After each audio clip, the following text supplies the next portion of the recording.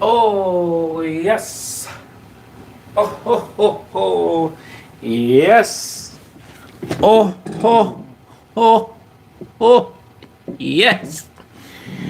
It's almost been 2 weeks. I ain't gonna let 2 weeks pass before I get into the mix, man. I told y'all, man. I will be real. I looked up and I saw 2 weeks went by. I said, my bad.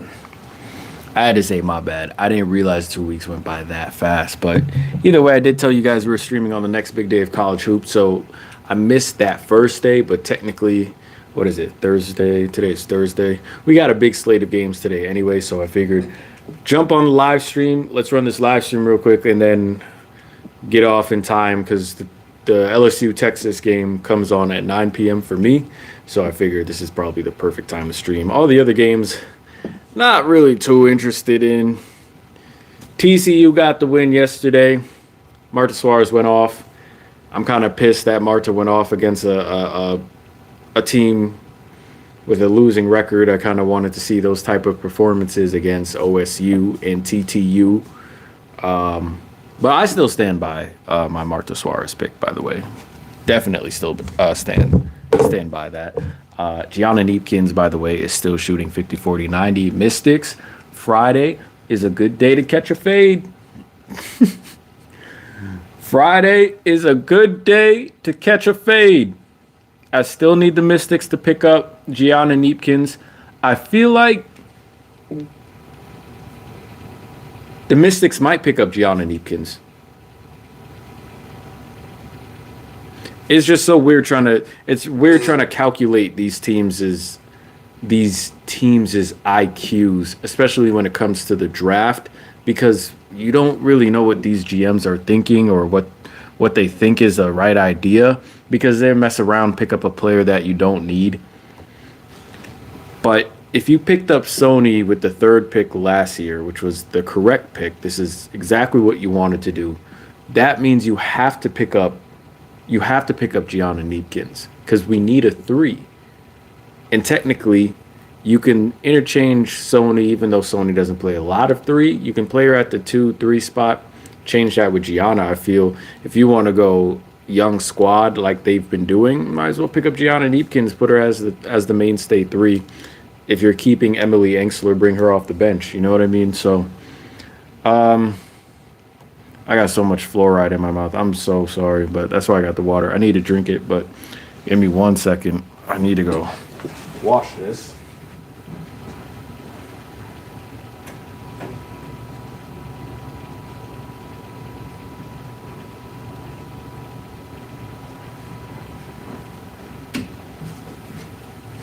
Probably did not get a good rinse because I just brushed my teeth. I'm so sorry.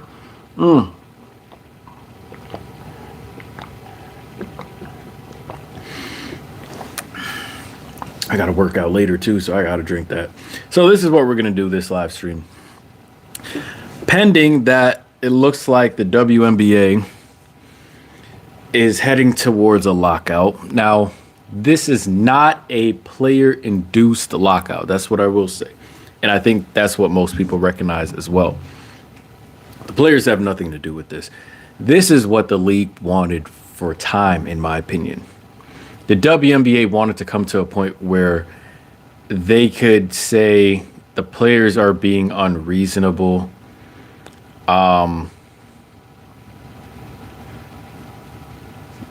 They wanted to be in a place where the players would give them or gift them the excuse of not working with them that would lead towards a shutdown.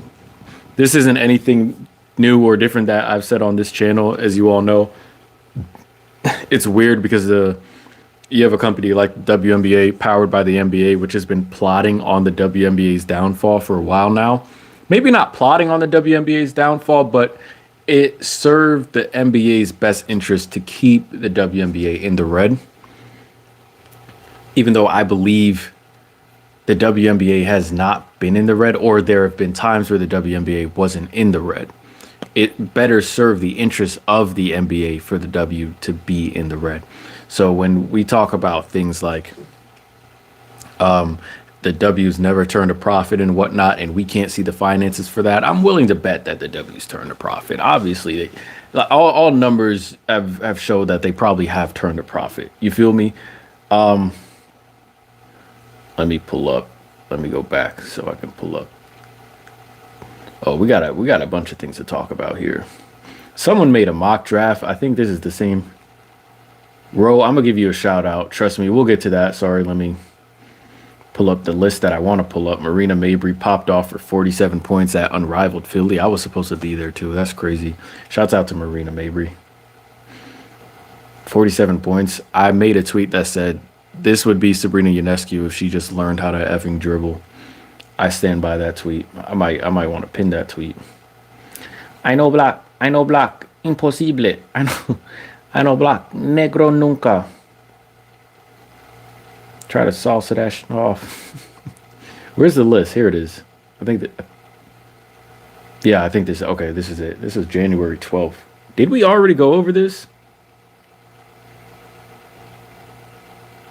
Am I tripping? Did we already go over this? Let me make sure this is the January 12th, 2 weeks. 14.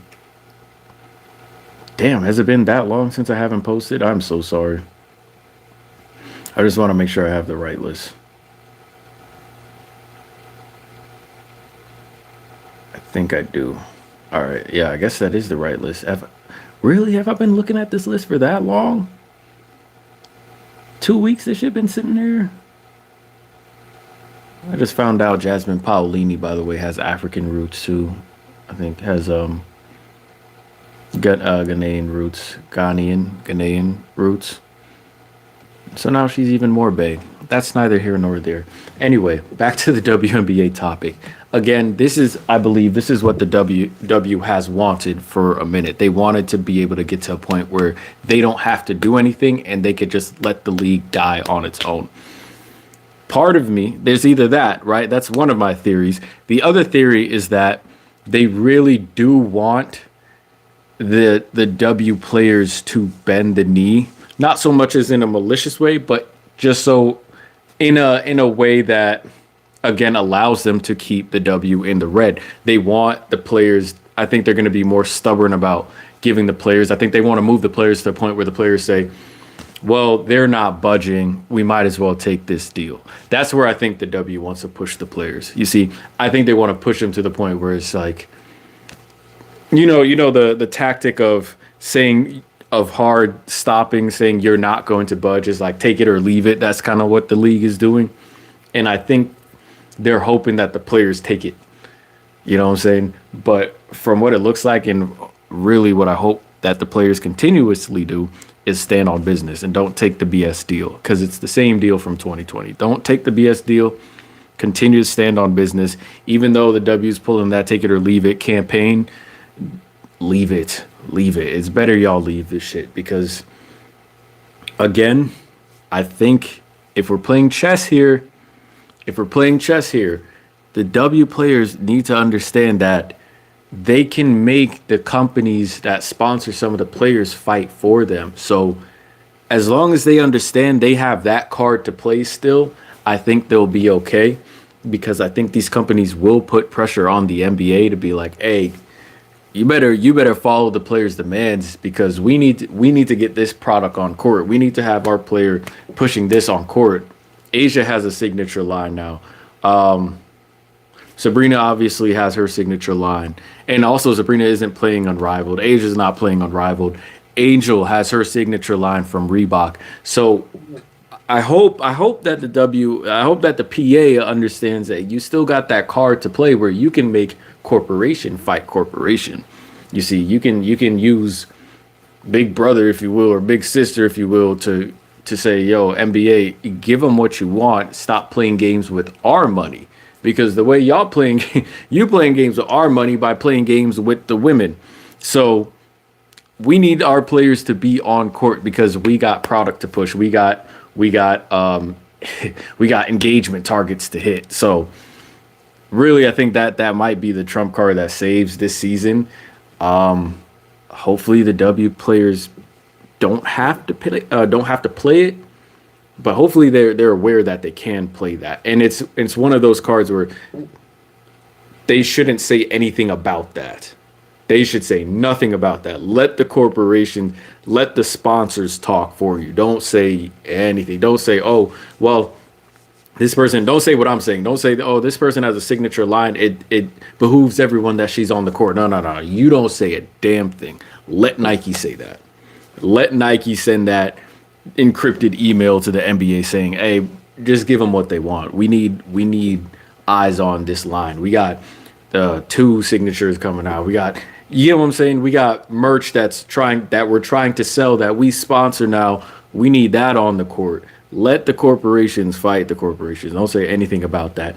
I think that's the only way we have a WNBA season this 2026. I think that's the only way. I really do. But anyway, in the meantime, I do find it, I'm not going to say I find it wild. I was expecting the WNBA to be on BS with the meeting that happened on Monday. I was fully expecting the W to be on BS anyway. That's my expectation anyway. So Nneka Ogwumike, president of the WNBPA, said that the W showed up with no counter proposal. I was just like, what does that sound like? Does that not sound like an organization that's not trying to do anything anyway? You're not trying to solve anything. You had no counter proposal. That means you're trying to let the shit die out. You're trying to get to a lockout. That's what it sounded like to me. But yeah, so I wasn't surprised by that. Hopefully you guys aren't too, especially if you follow this channel. I mean, my lips are beat up.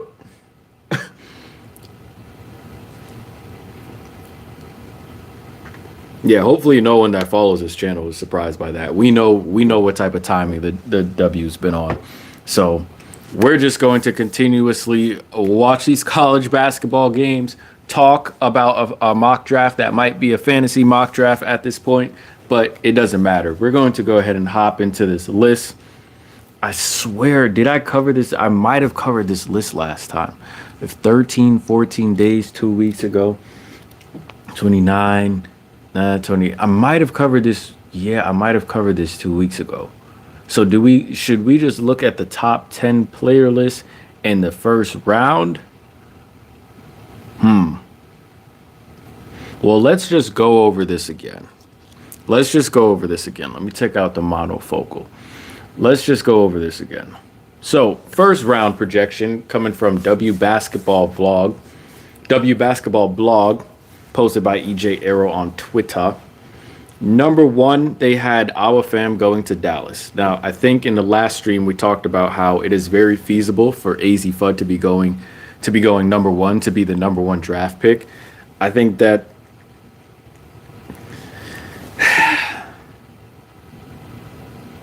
Dallas has to make their mind up as to their guard situation, because what I think they're going to need if they decide to even go AZ Fudd. Let me see what their second pick is. When is their second pick?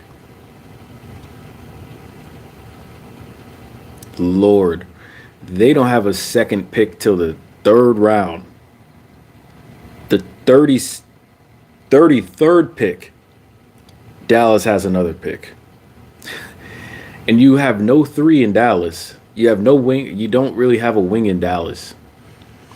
You can get the best guards all you want, but you're going to have, I don't know how far your guards can carry you. And then if it's going to be Page and AZ, for lack of better comparison, I see AZ as a Klay Thompson. I just don't know if she has that shot creating bag. I don't see it. But what I do see is a Klay Thompson type role, as in she can be the lethal shooter. She could probably rack up the 30 points in a quarter type ish, just off catch and shoot stuff, relocation, be a focal point of the defense. She can definitely excel in a Klay Thompson like role, especially next to Paige, who can obviously get her own bucket, but is also pass first, right? So again, it is feasible for AZ Fudd to go first. But that being said, I've watched some Our Fam highlights. Yes, she looks good, but I don't know. According to my scout, the scouting report that I'd make, and I'm really contemplating, by the way, I've created my own scouting report checklist, if you will. I've created my own to judge some of these and analyze some of these women basketball players. I don't think I'm going to make it public because I think it's counting and factoring in some of the things that I don't see a lot of these scouting reports factor into, and a lot of these analyses, especially these mock drafts. I don't see them factoring in certain aspects of a player's game that they should be.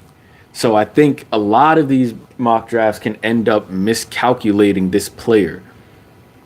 The only person I've seen come close is maybe Hunter Cruz on Twitter, and he has this thing where he has a prediction according to their rank of the type of player this college player might be in the W. So he has all-star, rotational player, superstar, maybe gen talent, a good bench player. So he has that type of ranking. It's kind of like that type of. I'd say my scouting report is kind of like that type of system where you can see the actual level of a player and maybe their high side compared with their low side.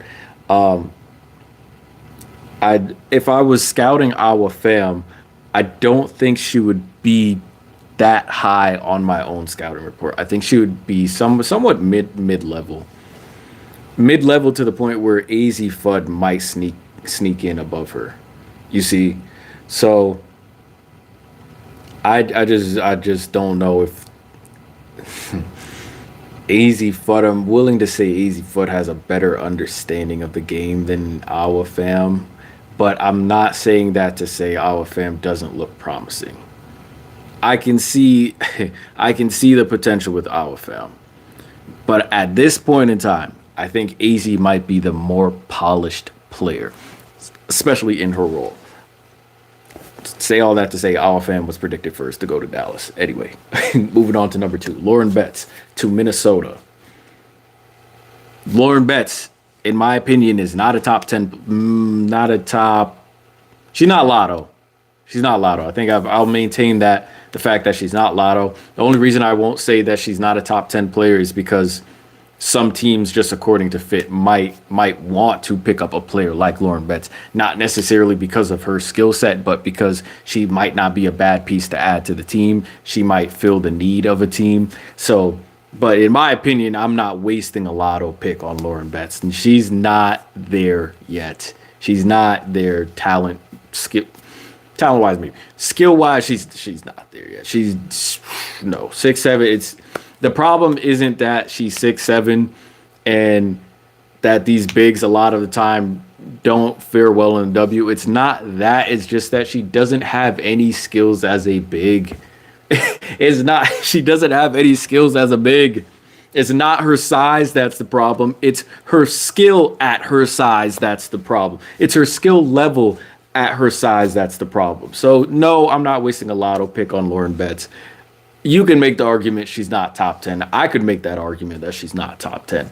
But the reason why I won't say that is because a team like Toronto, hell, if Lauren Betts falls out of the Lotto, I'm pretty sure one of the expansion teams is going to pick her up. I can see Sandy Brondello picking her up, or I can see the Portland Fire picking her up. Seriously, I'm being so serious. Instead of a Tanai Lotson first, I could see Tanai Lotson dropping a little bit and Lauren Betts being picked up 6th, 7th, 8th. That's just me though. 3, I think everyone in terms of these mock drafts, everyone has some sort of agreement that Olivia Miles is going to go 3rd to Seattle. If Minnesota doesn't pick her up, I think there's a chance Minnesota picks her up. One of the biggest questions, especially in this first round, is, well, what is Minnesota going to do? This is why I really hope for a WNBA season, because I want this question answered. Minnesota has the 2nd pick in the draft. What is Soda going to do? Because they have so many needs. What is Soda going to do? Do you pick up a big? I feel if they do pick up a big, it can't be Betts. You'd need a bruiser at 5. So it would have to be someone like a Reagan Beers. Let me see if there are any other. Yeah, Reagan Beers is low key. low key the only. I'm looking at this list. Wait, Cassandra Prosper is a senior. Is Cassandra Prosper a senior? Oh, she might be a senior. Is Cassandra Prosper a senior for real? Damn, time flying, bro. Holy crap. Yeah, the only decent big in this draft is Reagan Beers. Is she by herself? I think she's by herself. You got Odoker. Forgive me if I'm pronouncing your name wrong. Kyla Odoker. She plays for Texas. I think she's 0-0 on Texas, right? Yeah, I think Reagan Beers is damn near the only big, unless I don't know some of these other names, so I will say that. But I think Reagan Beers is the only player in is the only true center in this draft. Wow, so Reagan Beers has to go first round. I don't see how Reagan Beers drops out of the first round. She has to go first round. Some of these teams need a big New York. Anyway, we don't even have a pick anyway. Look at this. Look at this draft. Look at this draft. What New York? I mean, New York. We probably would have. We probably would have 10 to 15 type spot. We play the cards right. Shoot, maybe Marta. Maybe we could pick up a Marta Suarez, or maybe I don't know if Gianna Neepkins falls this far, but maybe we could be picking up a Gianna Neepkins. What if we had? What if we had the seventh pick in the draft? What, 6, 7, 8? No, because the expansion teams are going to get one, so we probably would somewhere have 8 to maybe 13. If we had a pick like that, and a Neepkins falls to us or a Beers falls to us, Grace Van Slooten. I like Grace Van Slooten's game too. Anyway, let's get back to it. Yeah, I really want to see what the answer is when it comes to what Minnesota is going to do. Do they go for a bigger guard, which they low key needed? Do they go for a more all around type guard, maybe type wing player that they actually need on the team? Do they ride it out with Courtney Williams and Kayla McBride, that backcourt, whatever? There's a chance I feel Minnesota could pick up Olivia Miles, but a lot of mock drafts are stuck on Olivia Miles to Seattle. But again, I think that depends on what Minnesota does. And you can tell no one knows what Minnesota is going to do because there's no lock for Minnesota at number 2. I'm pretty sure the next mock draft list that we're about to look at from EJ Arrow himself probably is going to have somebody different at number 2 instead of Lauren Betts. Most of these mock drafts I see Lauren Betts is for somewhere dancing around the lotto, but it's not going to be high for Minnesota. Minnesota always has someone else at 2. Some people think Minnesota's going to get Alabama at 2. Some people think they're going to get Miles, Betts. You see what I'm saying? So no one really knows what Minnesota is going to do. So if we don't know what Minnesota is going to do, I don't know why Olivia Miles is so hard stuck at 3, but it makes sense. So Olivia Miles at 3. 4, they're saying AZ Fudd's going to fall to 4. Man, AZ Fudd is arguably the best shooter in this draft class. I don't think the best shooter in the draft class falls to 4. A player like AZ Fudd, I don't think she falls to 4. I don't think she falls to 4. Hell, Minnesota might pick up AZ Fudd just for the hell of it. They have Kayla McBride. I don't know what they want to do, if they think maybe more space around Fee. More space around Fee and Alana. Hell, Alana can stretch the floor too.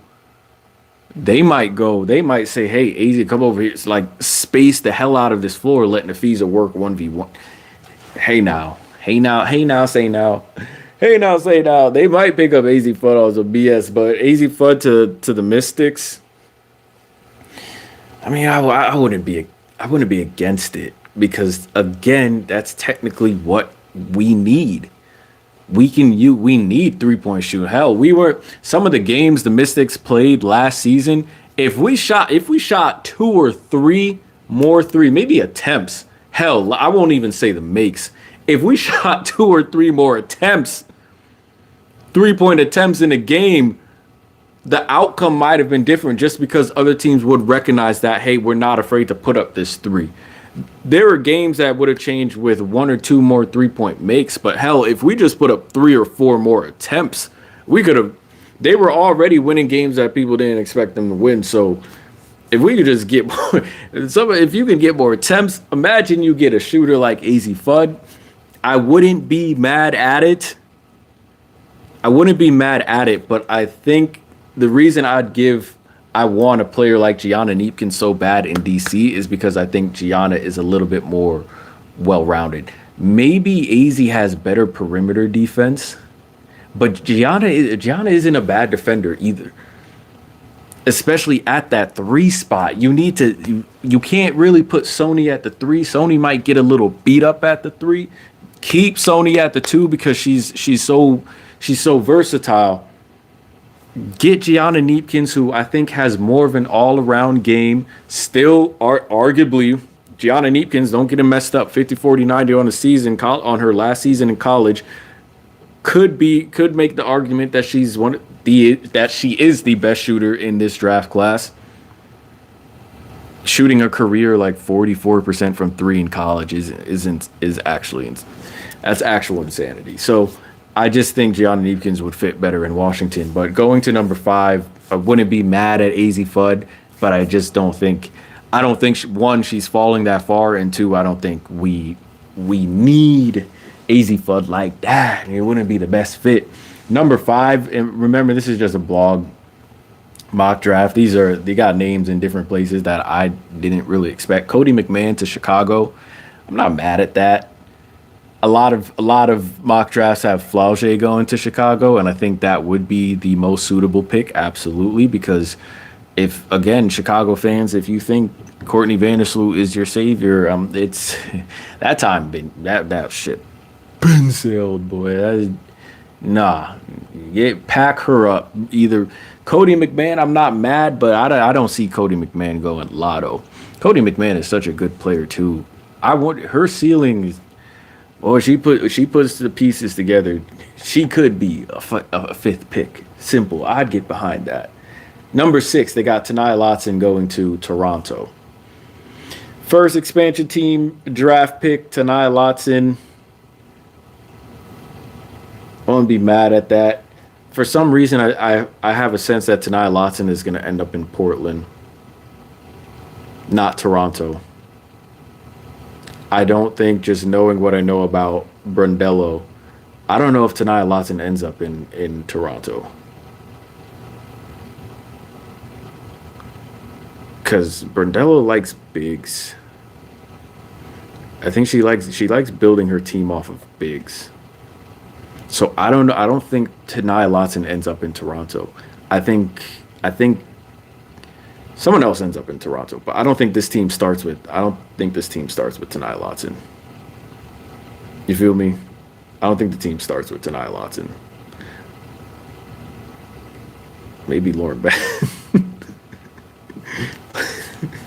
Lauren Betts doesn't get picked at this point. Boy, she's going to Toronto.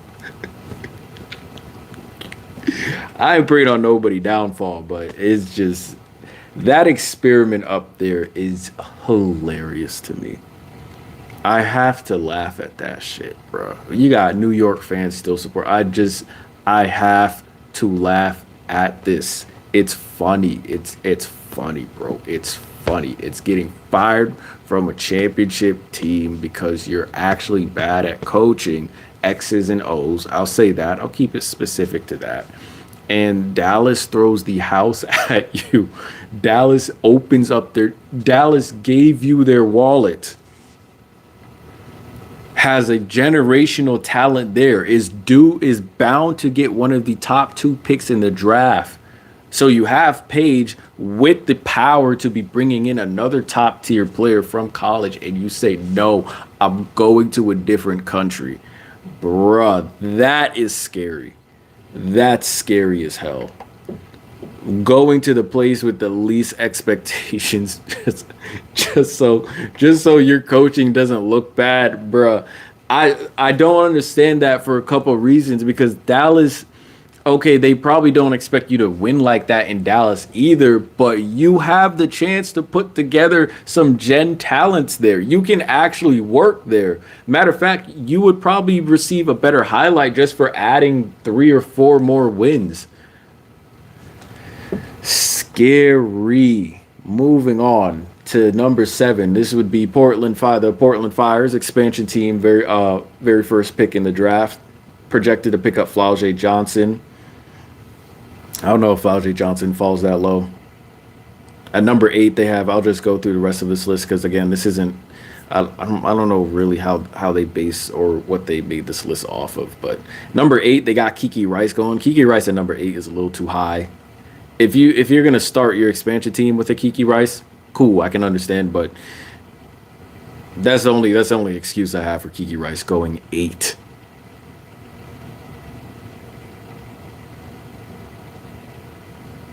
Yeah, no, I can't do Kiki Rice at 8.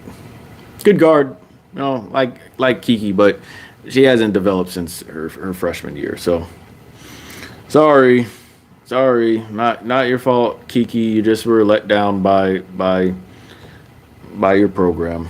That's all. Kiki Rice is not going number 8. That's way too high.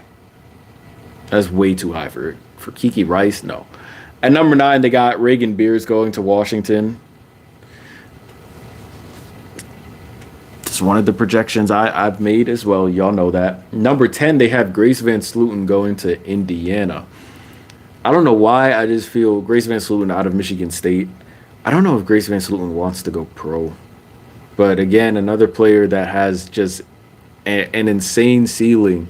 But I haven't seen that. Not saying that she's playing bad by any means, but I just haven't seen the development, especially with her 3 ball, which should be developed. Because this is the WNBA. The W is lacking premier wings. You have the chance to be that if you just step behind the 3-point line and just work on. You don't have to shoot a high percentage, but at least be comfortable out there. If you have a mid-range game as a wing, great, but you guys are indirectly and sometimes directly shrinking the own floor of your team. And you're playing with Caitlin Clark. Well, if you don't go shoot threes, get your reps up until your arms fall off.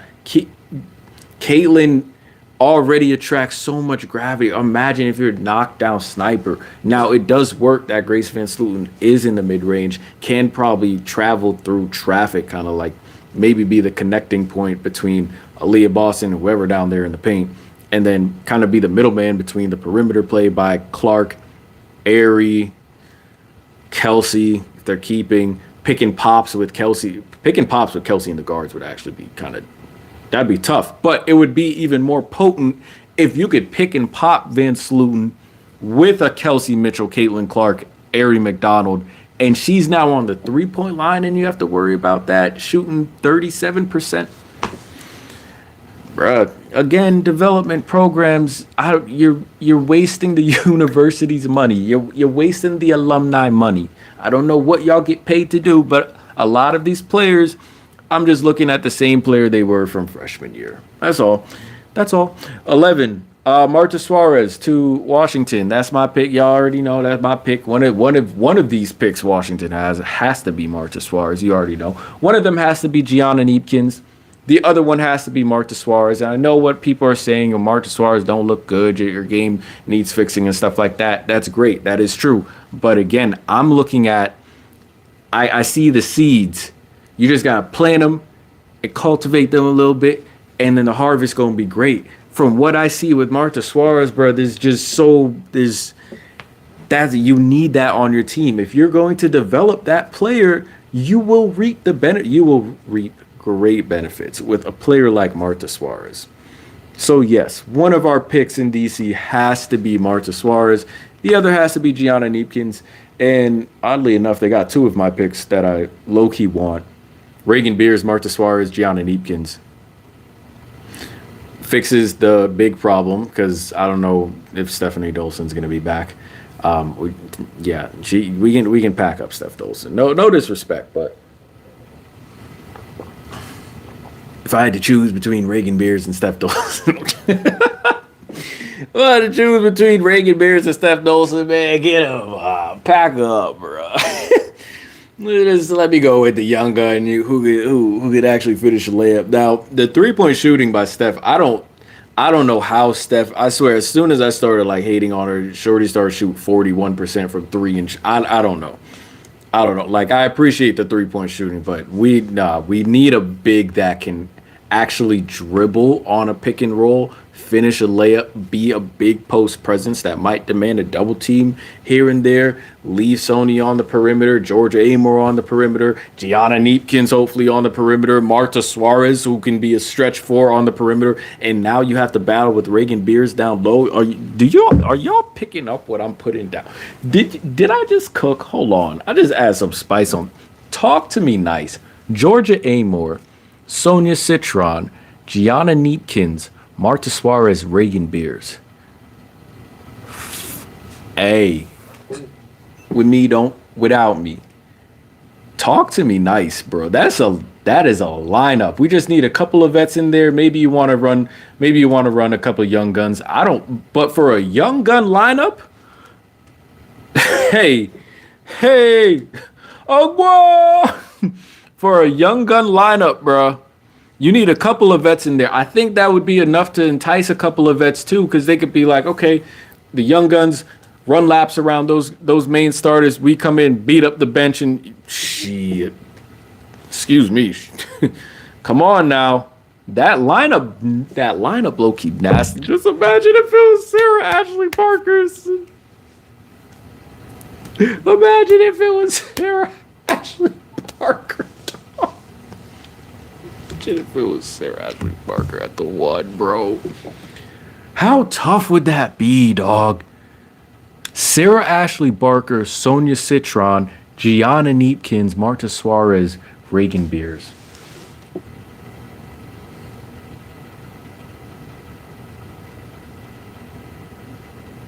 Son, that would be a. Can you imagine? Man, Sarah Ashley Barker with Sonia Citron in the backcourt. Son, do you the level of play, bro? I love Georgia. Don't get me wrong. I love Georgia. I think she's gonna do great. But Sarah Ashley Barker, a different type of monster. If you got a 40 ball and that like 2 or 3 3-point attempts, 40 ball waiting for you, bruh. That could have been so. I'm daydreaming. Let's get back to the list. Where are we? Marta Suarez going to Washington as the 11th pick. Number 12, Medina Okot. Oh, that's what I was forgetting. My fault. I forgot all about Medina Okot out of South Carolina. She's the other big that I think has. Yeah, so it's Reagan Beers and Medina, right?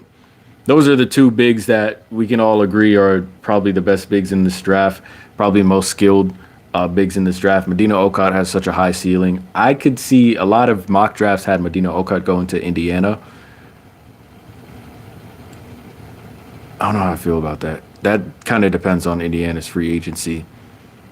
I don't know what they do there. Do you move Aaliyah Boston to the 4? Y'all can tell me what y'all think about Aaliyah Boston's perimeter defense, but if you pick up an Okot, or maybe I don't know, can you keep a Natasha Howard, a KK Timpson, Aaliyah Boston, Okot, KK Timpson off the bench? Hello. Talk to me. Maybe Natasha. I might take Natasha Howard out of the equation because I don't know if she's going to be there. But Medina and KK off the bench actually might be disgusting. That actually might be nasty. But they have Medina Okot at 12 going to Connecticut. Wouldn't be a bad pick. I really need. I will say this. I'm keeping it a buck with y'all. I really do need to pay attention a little bit more to Connecticut because they are in their rebuild. They also got a bunch of young guns up there as well, and it looks. I like what they're doing. I gotta pay a little attention to them, kind of like what I was doing with the Indiana Fever when they sucked. I gotta pay a little bit more attention to Connecticut, so I'm not even gonna try speaking too much on Connecticut. But I like what they're doing. I like the fact they have young guns and they're rebuilding and they're tapping into the young guns. I like that. Third, well, they have no choice, right? But I still appreciate it. I gotta watch a little bit more of Nisa Morrow. At number 13, they have Gianna Neepkins going to Atlanta. Gianna Neepkins at 13 is wild. Even if Mystics weren't on that type of timing, there's no way there's no way the Mystics have, not to make it all about, us picking up Gianna again, but still, there's no way we have 3 picks and we let Gianna Neepkins slide out of all 3 picks. Nah, there's no way. There's no way first of all, in general, there's no way one team has 3 picks in the first round, and none of those picks, if she's available, is Gianna Neepkins. You feel me? That doesn't happen. Gianna Neepkins is not going to be this low. At number 14, Gianna Neepkins on Atlanta would be low-key a waste because they got to get their ish together in terms of who's going to be your starting point guard. You're going to continuously bring Tahina Paopao off the bench, which I don't think is the right decision. I don't know why you're starting Jordan Canada. Bring Jordan Canada ass off the bench. He literally plays like a bench player. Tahina Paopao, start her at the 1. You don't need her to do much other than just be a threat. Alicia Gray, Ryan Howard can go to work, play your 3. You have Taylor Thierry. I like her game too. They haven't really tapped into her, but they tapped into Naz Hillman this season, and look how that went. That went well. Naz Hillman, Brianna Jones. If they tapped into Taylor, I think they're okay at the 3 spot for now because they have a Taylor, and Ryan Howard is really kind of point forward. Gianna Neepkins in Atlanta would be a complete waste. Number 14, they have Kiera Wheeler. Don't know much about her. I don't even remember which school she go to. Kiera Wheeler going to Seattle. And at number 15, they have Nell Ngloma. That's the overseas French player. I don't know if she's French, but she might play in the French league, might play for a French team in EuroLeague, going to Connecticut. So Connecticut has the 12th and 15th pick. And second round, I'm not even going to worry about the second round because I'm not going to say the second round doesn't matter. But just for your information, they got on this W Basketball blog mock draft, they have Raven Johnson going 29th, Shea Shesky from Indiana going 30th, Gabriela Jaquez going 26th. I think Gabriela Jaquez is a second round pick, by the way. I've seen some mock drafts where Gabriela Jaquez is in the first round. No, don't agree. Rory Harmon going 24th to LA. Hannah Stoke going 20th to Connecticut. Janiah Barker going 18 to Seattle. I don't think they would do that because unless they're trying to bring in a Jordan Horston type replacement. Yarden Garzon, shooter from UMD, she's going to the big tall shooter from UMD, 17th, projected to go 17th to Toronto. I can see that happen. Well, I won't say anything. That was just a logistics thing I was thinking about. Third round, Snudda Collins. I just watched Snudda Collins. Who she play for? Texas Tech, TTU. They have her going 32nd. Layla Felia from out of Syracuse, who I actually proposed maybe the Mystics get, since we do need a little bit of bolstering in scoring at the 2 spot. One of the reasons I suggested looking at her was if we were trying to bolster that 2 spot, because again, I like the players that we have now, but I just think they're easy replacements. I don't know if they're mainstays like the Lucy Olsons of the world. I just don't know if they're mainstays. I love Jade Melbourne. We have to keep Jade Melbourne. But that 2 spot gets iffy if we're just looking for Sony to just carry all the time, because Sony really is a win first type player. She's a team first type player. Unless maybe we need to give her the green light to say, hey, Sony, there's no bad shot you can take. Just as long as you're cooking, shoot the ball. If we're going to activate Sony like that, cool. But if we're not, then if we're going to have Sony playing that Swiss Army knife role, we have to get a little bit more scoring at the 2, because I don't want to play team concepts when we need somebody to get a bucket. So that's why I was like, how about we look at Layla Felia bringing her in at the 2 doesn't solve our problem at the 3. But by that point, you would have probably already drafted Gianna Neepkins anyway. Does that make sense? Anyway, I'm just playing my GM with the Mystics. But she is Layla Felia out of Syracuse. She's projected 35th going to Connecticut. And we don't have to worry about the rest of it. Those names down there, boy, a third round for a reason, okay? Anyway, let's move on to another list that I saw by EJ Arrow the other day that I found pretty funny. Not funny, but I found interesting. Let me check the chat real quick, too, before we get into this. This new mock draft this person created was actually a really dope concept. I like that. All right, nothing too crazy in the chat. If you all are enjoying the live stream, make sure you drop a like. Just let me know that you guys are enjoying the live stream. Try to engage with it just so I know. Hopefully, y'all find it informative, engaging. Drop a like, maybe get into the algorithm so other people can see it. All right, nothing in the chat. Someone made like a 2K-based WNBA mock draft. It's actually really cool, but I don't want to go over it since you guys can't see it anyway, so it would kind of take out the fun or the interest of it. But it's actually a pretty dope thing. I guess I'll just shout them out here on Twitter at Ro Mayores, Ro Mayores, ROEMELLORIES, EYES. Made a really cool draft concept, mock draft concept. Check that out. Again, that's at ROEMELLOREYES. Shouts out her. Now, EJ Arrow dropped a list on Twitter the other day, actually yesterday, of the top 10 players in women's college basketball. So I'll go ahead and read off this list. We're gonna argue this list a little bit. Then we're gonna look at his revised mock draft. I think it was his revised mock draft. Yes, I think it was. Yes, it was. Okay. Top 10 players in women's college basketball. Number 1, Sarah Strong. Number 2, Michaela Blakes. Number 3, Madison Booker. Number 4, AZ Fudd. Number 5, Olivia Miles. Number 6, Hannah Hidalgo.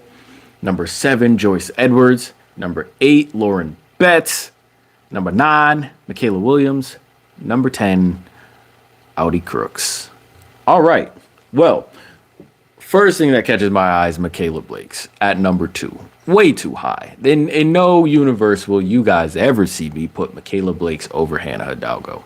Okay? It's funny enough, they have the same tendencies in the game that has me screaming at the TV for them to correct. But at least Hannah understands that you can't hit a scoop layup when you're not even near the basket. Oh my God. At least Hannah has a deeper slashing, bruh. You can't. How you gonna try a step through? You not even near the hoop, and you got her at number 2 over Hannah Hidalgo. Stop, stop it. Y'all think she gonna fix this today? Stop. Hannah Hidalgo should never be out of a top 5. When it comes to women's college basketball, we ranking players. Hannah Hidalgo should never be out of a top 5. Okay. Especially not to, no disrespect again, but especially not to know Michaela Blakes. I get Michaela Blakes is hooping. I get she's a top 5 scorer in college right now. No, bro. No. Hannah Hidalgo's damn near averaging the second most points in the country. 5, 5, and 5. 20 plus points. 5 plus rebounds, 5 plus assists, 5 plus steals. Stop, bro. This is a top 3 player. Matter of fact, I'm not taking her out my top 3 until she graduates. Hell no, bro. Move Michaela Blakes out of it. Push in Hannah Hidalgo. I like Madison Booker. Madison Booker been hooping as well. I'm probably putting. Nah. I'm going Hannah Hidalgo too. Well, so y'all almost got it right, EJ Arrow. I'm going Hannah Hidalgo too. I'm going Sarah Strong 1. Now, if I were to revise this, well, let me just get back to the things that I picked up. Michaela Blakes, too. The second thing I picked up was Audi Crooks being on this list. Absolutely not. The third thing I picked up on this list is there is no Gianna Neepkins. To my understanding, I think one of the very clear favorites to achieve 50, 40, 90 in a season. The person who has the best chance, I think, is Gianna Neepkins. She's shooting some high. She already shoot the 40s from three, but she's shooting some high. She booted up.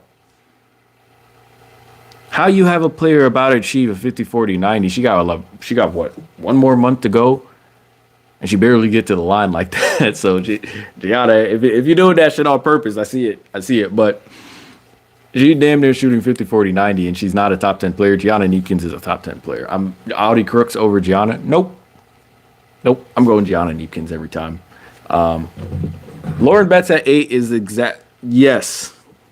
Now y'all starting to understand a little bit more. I'd actually put Michaela Williams over Lauren Betts, but no Gianna Neepkins. Michaela Blake's at 2. Now we can probably get around to rearranging it. So I'd have Gianna Neepkins in my top 10. I'll take Audi Crooks out. Lauren Betts in the top 10 is just. Then you have to give props to Adriana Smith, who's up there in Maine. I get it, American East Conference. It might not be the best conference. I really wish we could see her against some tougher competition, but she's been up there all 4 seasons. So I really wish I could see her against some tougher competition. But Hannah Hidalgo, my list would probably go Sarah Strong, Hannah Hidalgo, Sarah Strong, Jen Talent. Seriously, it's just her understanding of the game is so high. So I'm always going to go for IQ. So Sarah Strong, absolutely number 1. Number 2, Hannah Hidalgo. Number 3, Madison Booker. Madison Booker been hooping her ass off. At number 4, AZ Fudd, I can see that. Number 5, Olivia Miles, I'm with it. Number 6, Joyce Edwards. I think, let me know if I'm being cynical, but I think Joyce Edwards kind of benefits from the fact that she is the main engine at South Carolina. I still don't think, I don't know. I'm not moved. I'm nothing. When it comes to Joyce Edwards, I'm nothing. I don't know what it is. I know what it is. I just don't think, I think some players benefit from being their team's main option. But that doesn't mean they're good. It's just that they're the team's main option. You see what I'm saying? It's not that she's not talented, not that she's not skilled, but I'm not moved yet, bro. Like when she dribbles, like her feet go first and her body goes like, I don't know. Not even that. Like half the time she's looking like she's about to fall over while dribbling. Low key like Marta Suarez, actually. By the way, I'm not moved. It's kind of the same way with Lauren Betts. I feel the same exact way about the two players. They have the talent, but I just don't. I wouldn't waste a lotto pick on them, or I wouldn't use a lotto pick on them. That makes sense. So Joyce Edwards at 6. If I was rearranging this, sure, but I would actually put Gianna Neepkins at 6, Joyce Edwards 7, give it to her. Lauren Betts 8, cool. Kayla Williams 9, I'd give it to her. 10, I'd probably give to Reagan Beers. Reagan Beers or Marta Suarez, but Reagan Beers has been a little bit more consistent this year, so I'd probably give the nod to Reagan Beers. Marta Suarez, just off of the inconsistency, I probably would take her off the list. But yeah, I'd give it to Reagan Beers, number 10. If I'm looking at, actually, let me look at the comment section real quick. What all these ads, man?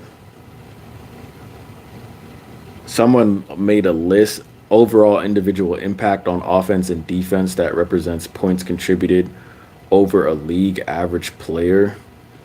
Sarah Strong, Hannah Hidalgo, Kiki Rice, Madison Booker, AZ Fudd, Gianna Neepkins, Joyce Edwards, Rory Harmon, Lauren Betts, Raven Johnson. That was just something that somebody put in the comment section.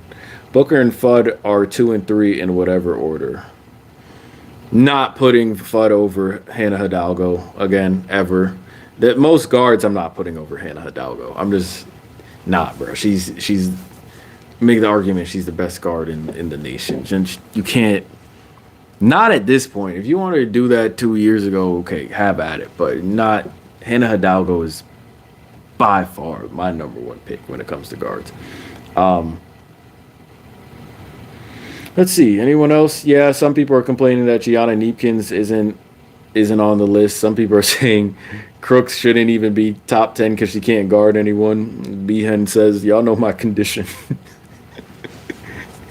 Y'all know my condition. Someone else. Some people are saying AZ is not 4. That's too low. Bro, Madison, I'm not saying AZ isn't a pro, but Madison Booker is a pro. Sarah Strong is a pro. Hannah Hidalgo, I think those are more pro ready. If we're going off of who was more pro ready, it would be those players than AZ Fudd. So I don't think AZ Fudd is too low. You want to say AZ Fudd's top 3 means you're taking out Hidalgo or Booker.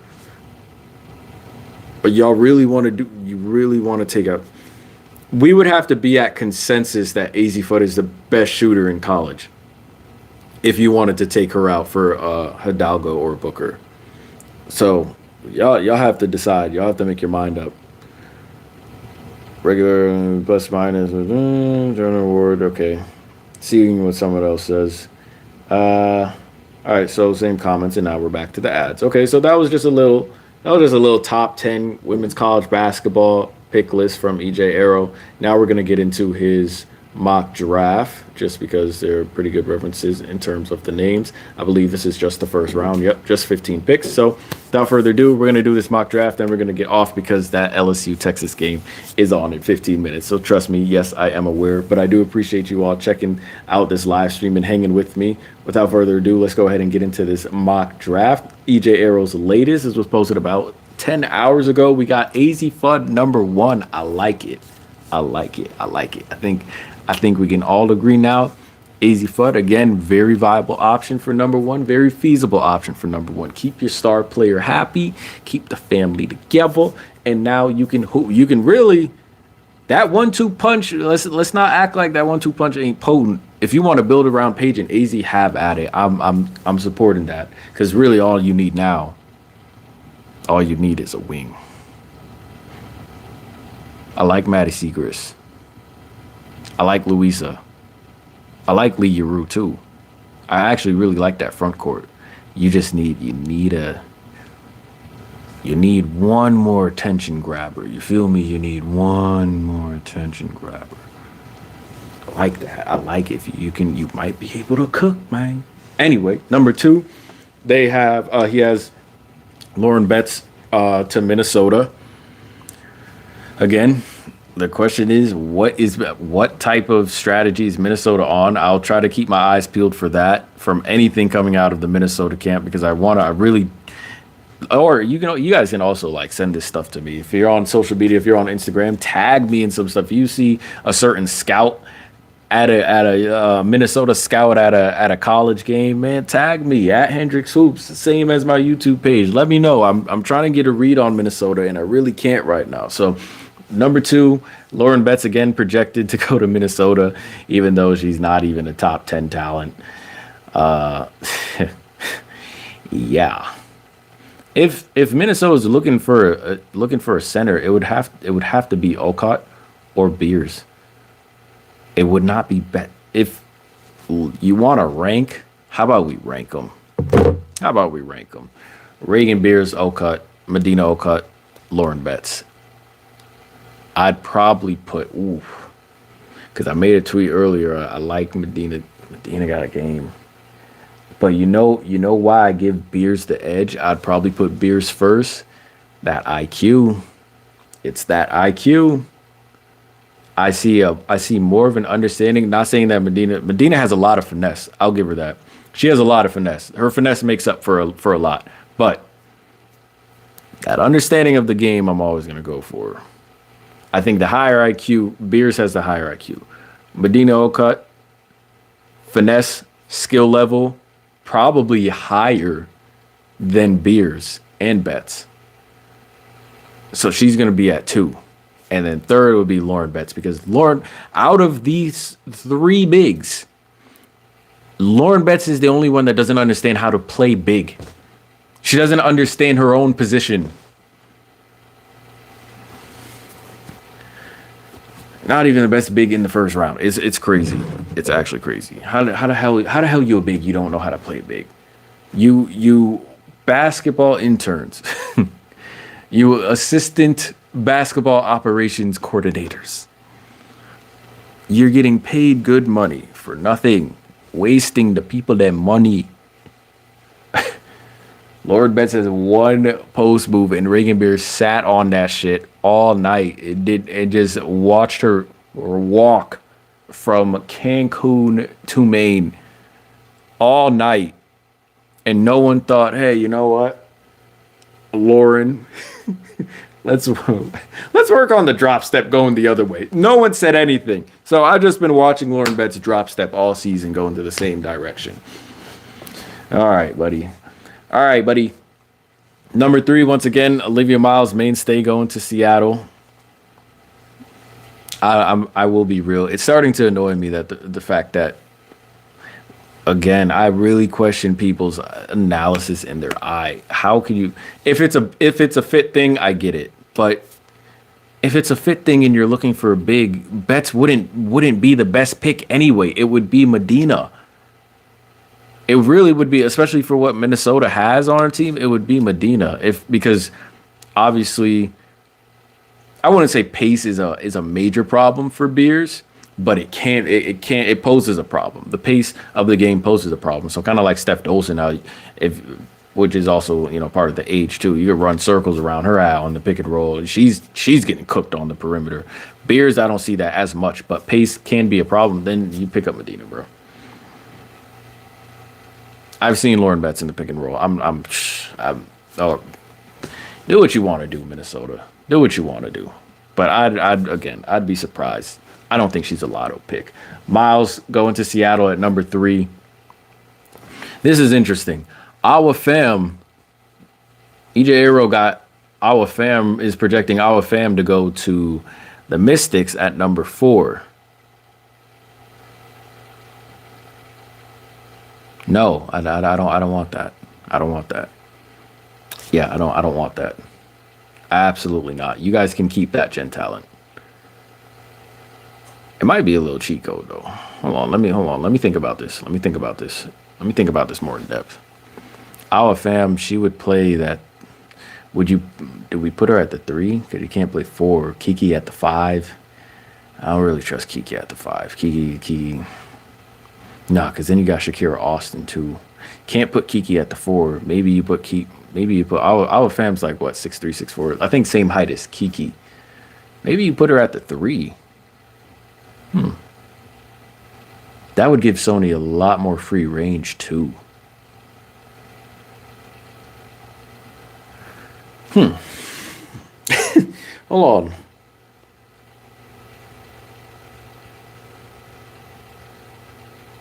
Do you run the risk though? Our fam, it would, positioning wise, would be weird on the team. Do you run her at the 3? Do you run her at the 4? I think she is more of a natural 4, but you also have Kiki Arioff in there. Yes, Kiki can slide over and play the 5 a little bit, but our fam doesn't necessarily give us more interior size. But if you were to try and cheat and play her at the 3, that might work. I don't know if it would be sustainable though. Yeah, I don't know if it would be sustainable. Her, like our fam at the 3, I don't know if it'd be sustainable. I think would still end up needing a little bit more interior bolstering. Not a bad idea though. I would be more open to our fam to the Mystics if, let's say, we had the 7th pick, 8th pick. But because the next pick we have is 9 and there are 5 more picks and Gianna Neepkins is still out there, especially with Marta Suarez. I can't run the risk. I can't run that risk. You can maybe try to play the hand of the other teams. Like try to play the hand of the other teams. Like maybe go, okay, our fam's still on the board. Pick up Gianna Neepkins. No. She's probably gonna get snatched up by an expansion team. Yeah, she'll probably get snatched by an expansion team. But you can also play their hand. You know what I mean? Like you can play their hand. Be like, hey, who wants our fam? Oh, you guys gonna give up this player? You guys gonna give up the Flauge, the Suarez, the Cody McMahon, the Janai Barkers, the Medinas? Like, who wants this player? Kind of seeing who wants to roll the dice with our fam. You could maybe play that card, but yeah, if we didn't have that 9 pick, bruh, if it was a little bit closer, like maybe a 7, then I'd be like, okay, maybe we have a chance for not losing Gianna Neepkins. But I can't go for it, bro. I think it might be able to work. Our fam on the Mystics, but I think it would be you'd have to put in more effort in trying to make that work than just sliding in a piece that fits like Gianna Neepkins.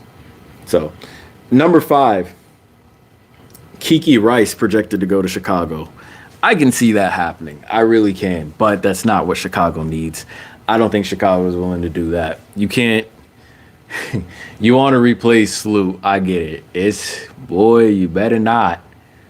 You better not. I've been scouting Kiki Rice for time, as I said earlier. You better not. You think Kiki Rice gonna right your ship? No.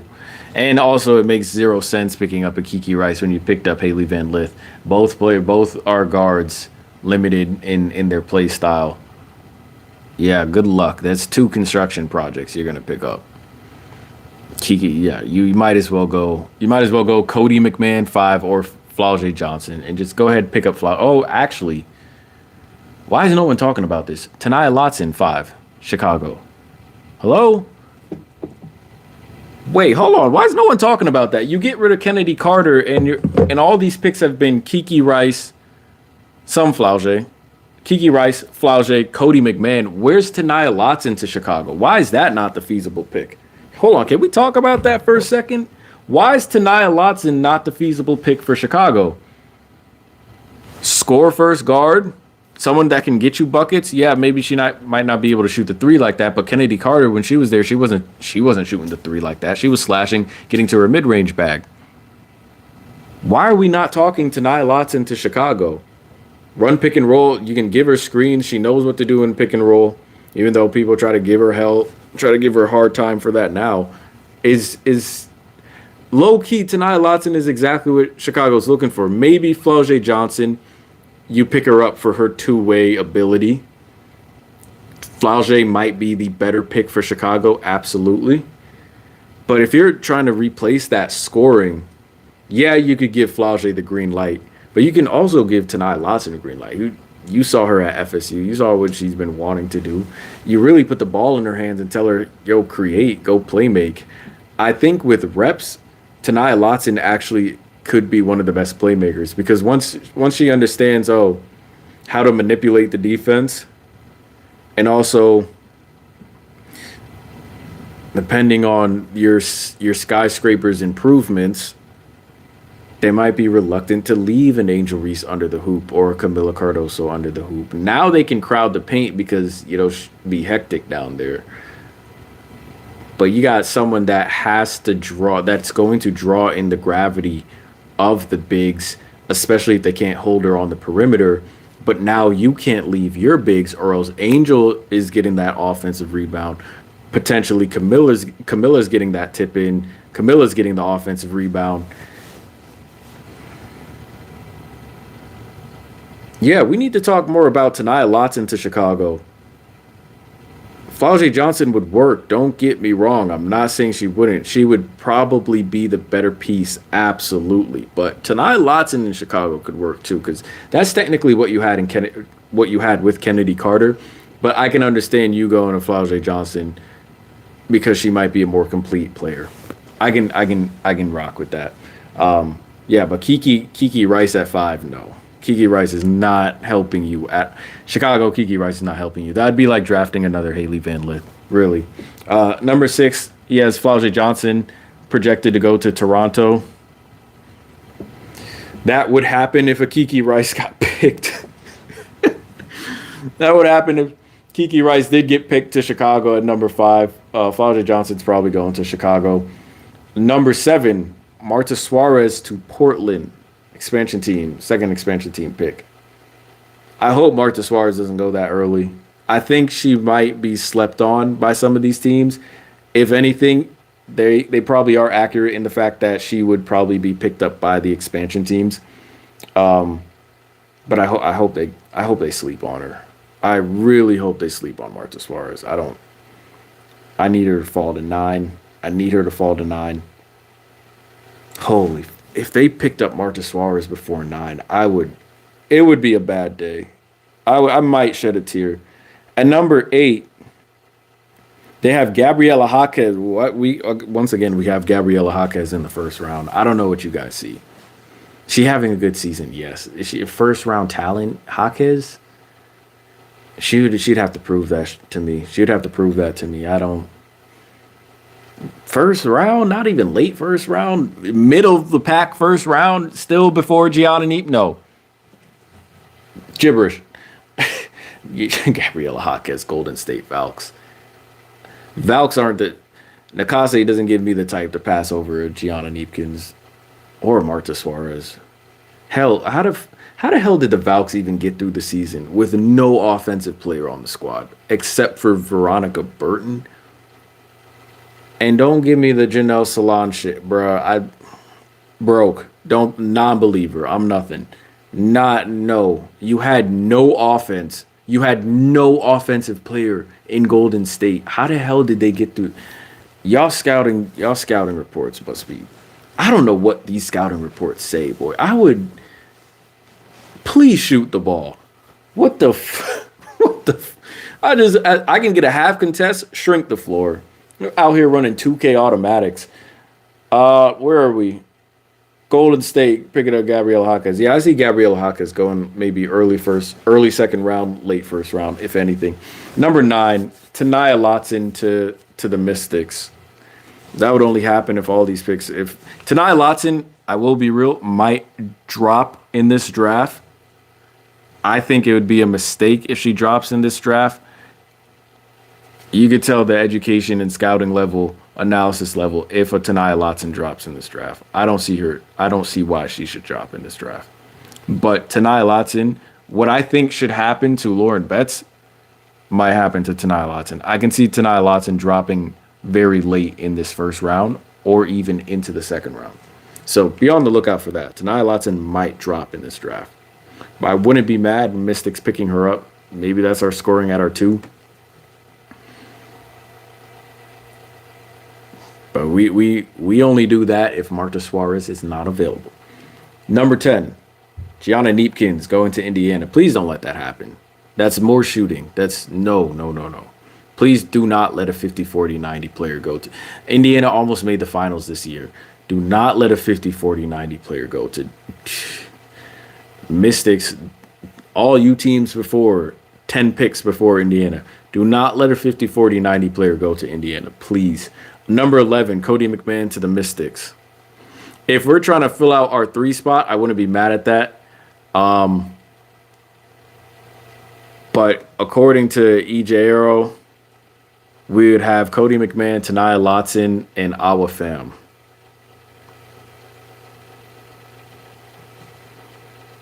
Doesn't really meet all the needs that we need.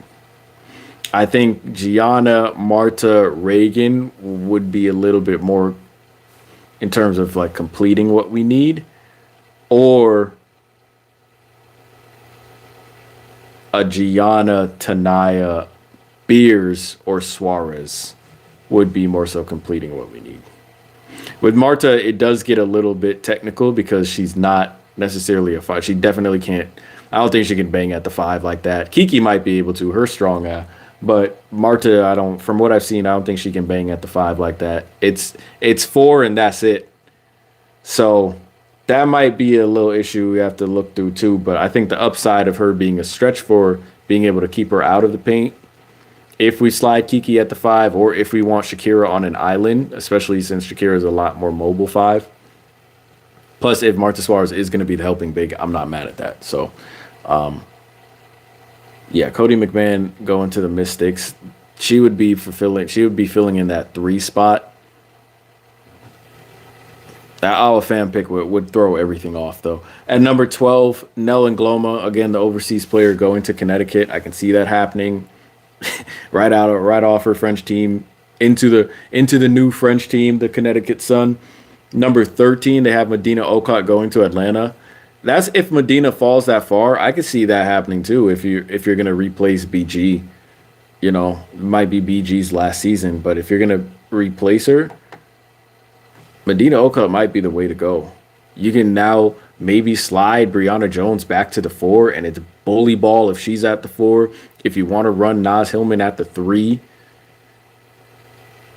put Ryan Howard back at that 1 and Alicia Gray at 2. That could work.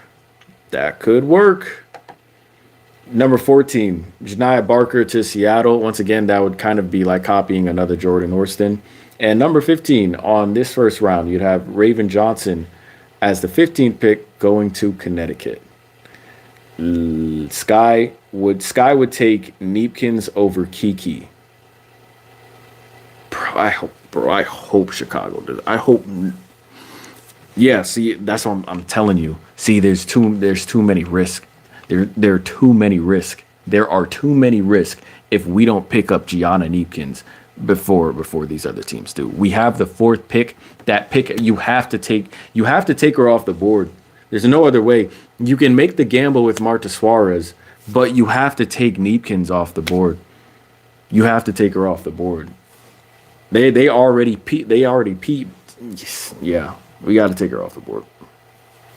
Minnesota Lynx are definitely trading that number 2 draft pick for a veteran SG. Cheryl Reeve ain't played a rookie since she drafted Fee in 2019. It's a good point. What is Minnesota going to do? I don't think Minnesota keeps that pick either unless they like someone in this draft. I'd take Gabriela Jaquez over Marta Suarez for the Portland Fire. Plug and play, high level role player that will fill in perfectly with almost any team. I hope you take Gabriela Jaquez over Marta Suarez. I hope that would happen, according to this projection. Jaquez has improved draft stock more than anyone in the country, in my opinion. Yeah, so she improved her draft. What? Okay, I'll leave y'all to it because it's time to wrap up this live stream anyway. Minnesota is 100% not taking Lauren if AZ goes first. Minnesota is widely known for getting overseas players. Iowa is more certain. I can agree with that. Chicago needs to take Neepkins. No, why is Chicago? Why are these Chicago fans so high on Neepkins? What is she gonna do for you? You guys need a low-key a run and gun too. You don't need. Minnesota is not getting Lauren Betts. We're either getting Awa or Olivia Miles. Depends on what Alana Smith and Studbud 1 CW do in free agency. I like that. I like that response the most. I'm dropping a like on that. But yeah, that's basically gonna do it. In terms of the reactions from that, my 3-year-old said that Giannis is getting traded to the Lynx, so they won't need bets. What the heck?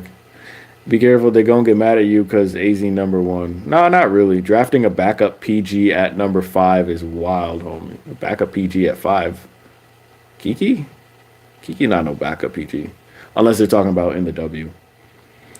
But yeah, that's going to do it for this live stream, guys. It is past 9 o'clock. We kind of ran a little bit over time. I know everyone's about to go dip and watch this LSU-Texas game, which is actually what I'm about to do too as well.